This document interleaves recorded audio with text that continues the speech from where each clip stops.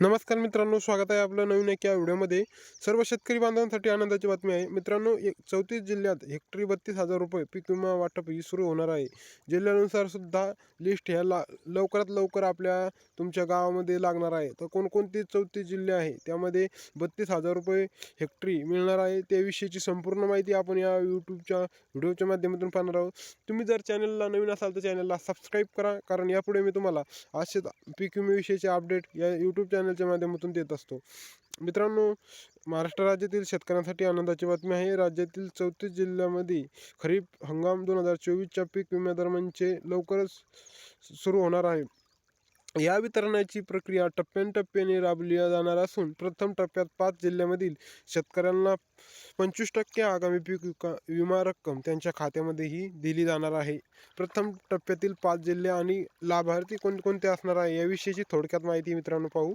त्यामध्ये हिंगोली जिल्ह्यातील 3,07,000 शेतकऱ्याला 150 कोटी रुपयेचं वाटप होणार आहे. येथील 5 तालुक्यातील 30 महसूल मंडळामध्ये हे वितरण केले जाणार आहे. त्यानंतर मित्रांनो, परभणी जिल्ह्यातील 7 लाख शेतकऱ्याला 350 कोटी रुपयाचं वाटप केली जाणार आहे. त्यामध्ये 52 महामहसूल मंडळामध्ये एकूण रक्कम वितरित केली जाणार आहे. त्यानंतर मित्रांनो, नांदेड जिल्ह्यातील 16 तालुक्यातील 93 महसूल मंडळामधील 5 लाखाहून अधिक शेतकऱ्याला 500 कोटीपेक्षा जास्त रुपये ही रक्कम मिळणार आहे. त्यानंतर मित्रांनो, जालना जिल्ह्यातील 4.5 लाख शेतकऱ्याला 200 कोटी रुपयापेक्षा जास्त रक्कम 42 महसूल मंडळामध्ये वितरित केली जाणार आहे. यानंतर मित्रांनो, यवतमाळ जिल्ह्यातील 110 महसूल मंडळामध्ये देखील मोठ्या प्रमाणात पीक विम्याची रक्कम ही वितरित करण्यात जाणार आहे. सध्या अनेक शेतकऱ्याच्या मनात संभ्रम आहे, कारण अद्यापही त्यांच्या खात्यात पीक विमा रक्कम जमा झालेली नाही.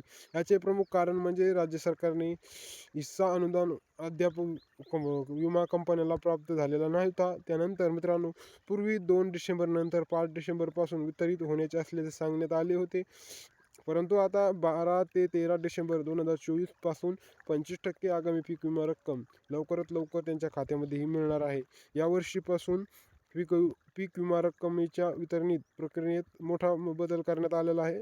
आधी शेतकऱ्यांना दिलेल्या बँक खात्यात विम्याची रक्कम जमा केली जात होती, परंतु आता DBTद्वारे आधार संलग्न बँकी खात्यामध्येही रक्कम जमा करण्यात येणार आहे.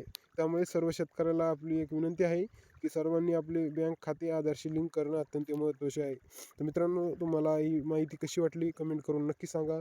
अशाच माहिती पाहण्यासाठी आपल्या यूट्यूब चॅनलला सबस्क्राईब नक्की करा. जय हिंद, जय महाराष्ट्र.